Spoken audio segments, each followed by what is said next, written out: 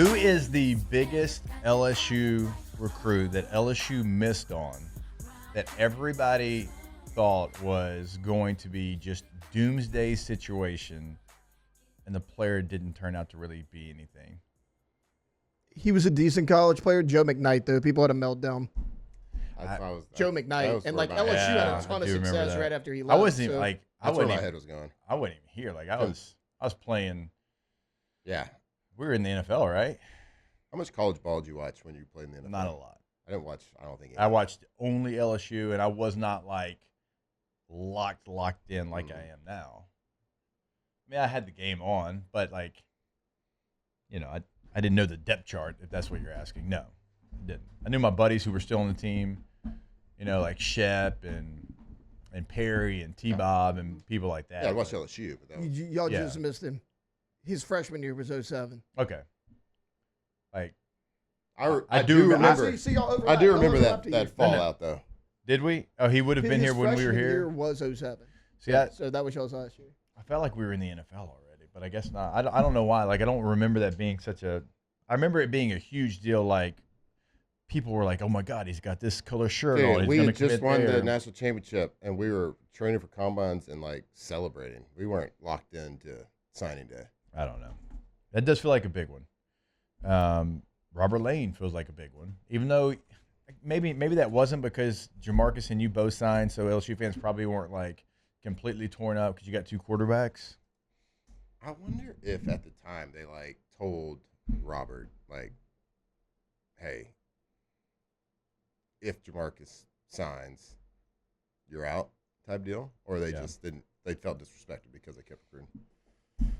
I don't know. John David Booty, my high school quarterback, not going to LSU. And remember, John David actually graduated high school early and went to USC. He was my class, but we had all taken, like, all of us took summer school to get ahead. Mm-hmm. And so he had enough credits to graduate. But he panned out, right?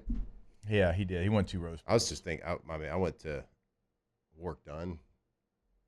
Well, if we had that list of like guys that didn't, like it could be Ed Reed, it could be Reggie Wayne. I'm talking about like players that got so built up, and you're like, oh my gosh, man, LSU missed on this guy. This guy's gonna terrorize LSU for multiple. Isn't there years. A kid that, of course, Devontae Smith, but wasn't there another kid from A-Meet that went to Bama? Yeah, it's Ishmael Sopsher. He was a bust. Oh my God. However, though. Cruton guy. Let's go. There were rumblings. I forgot about There were some people who had issues with him when he was in high school, though. But I covered their state championship game for CST, and oh my gosh, that's a great one. That's a good pull there. Look at you. Oh, that. Not a big deal. Really, if you think about it. It feels like a huge deal. 2014. Everybody, it was the Under Armour All-American game, and everybody's like, LSU's going 5 for 5. Y'all remember 5 for 5 on these recruits? Oh, yeah. You got 2 for 5. And who were the 5?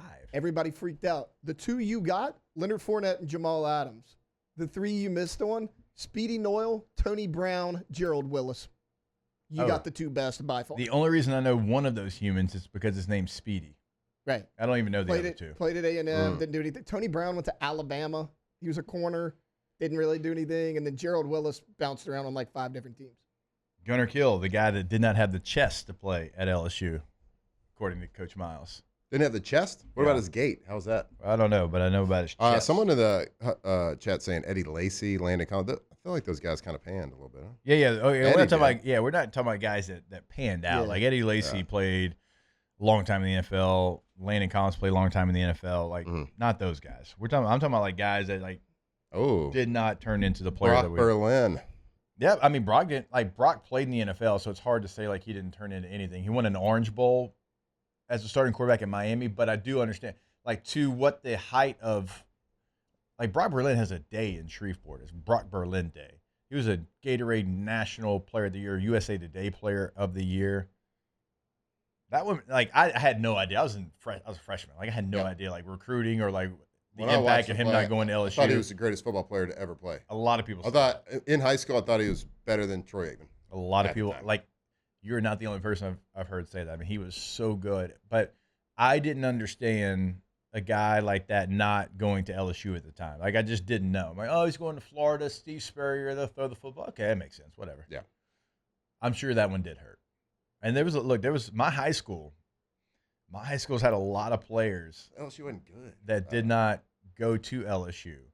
You had, Abram and Josh Booty went to LSU. Certainly some peaks and valleys there on the field and from the fan base. Now, they had some great times. I mean, Josh was all SEC one year. Abram certainly had big moments in an LSU uniform. But, there was a long period of time where guys from my high school did not work out at LSU. Yeah.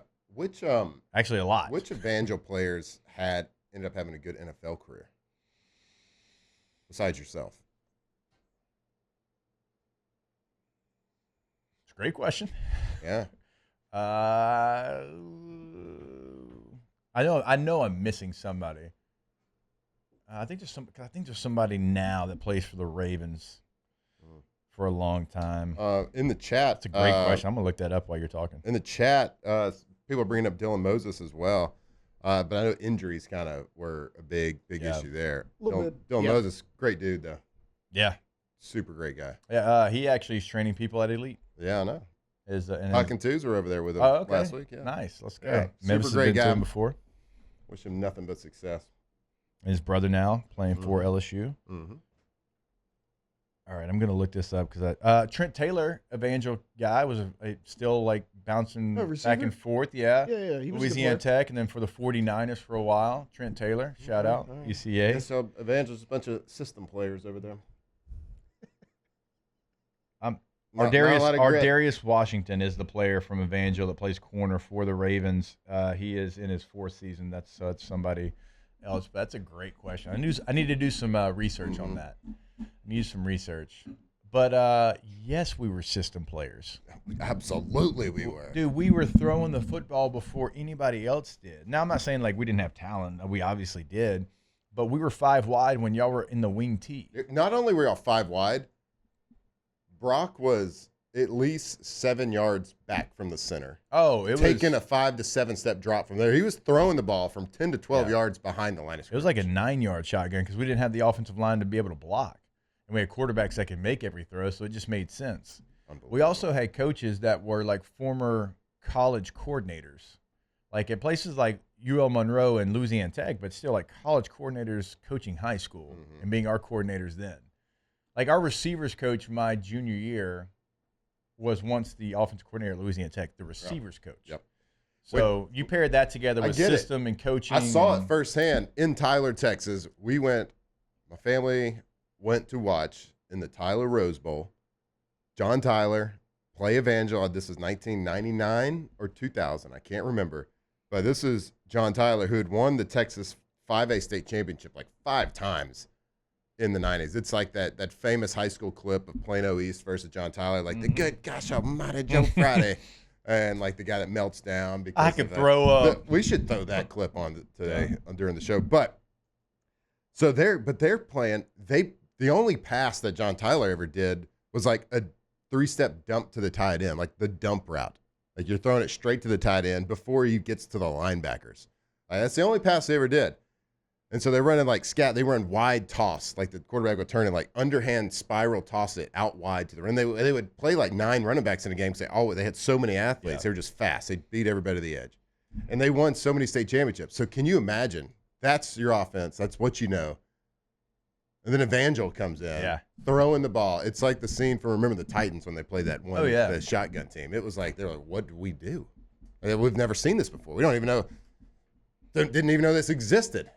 And they destroyed them. He threw for over 300 yards in the first half. Yeah. We ran the same system that we ran in San Diego in Norv. We ran a West Coast kind of number system, those principles, though, in high school when literally nobody was doing that.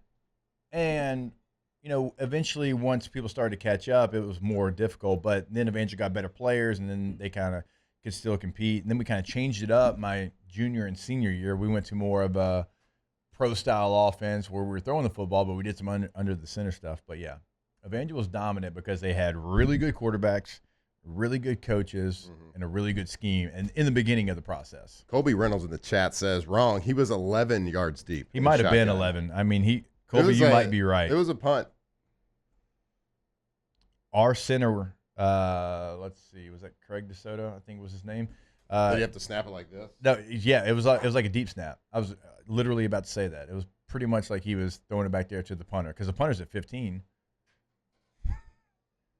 It was, you got the bomb squad in front of you. Hold long enough until Brock can throw this 10-yard out route, which is really about a 23-yard. I can out just route. see a high school, like 75-year-old ref out there. The first game he sees it in Texas. Louisiana comes in. It's just like that scene we talked about yesterday from Semi-Pro. First play, penalty. No, 2 penalties. I don't even know what this is. You can't line up that deep in offense. Just like that. Like, what the hell is going on? There has to be something illegal happening with this offense. Can you imagine? Like, you've been reffing games where there's 1 or 2 passes a game, then that comes to town. And comes 45. Like, there's got to be a rule that outlaws this.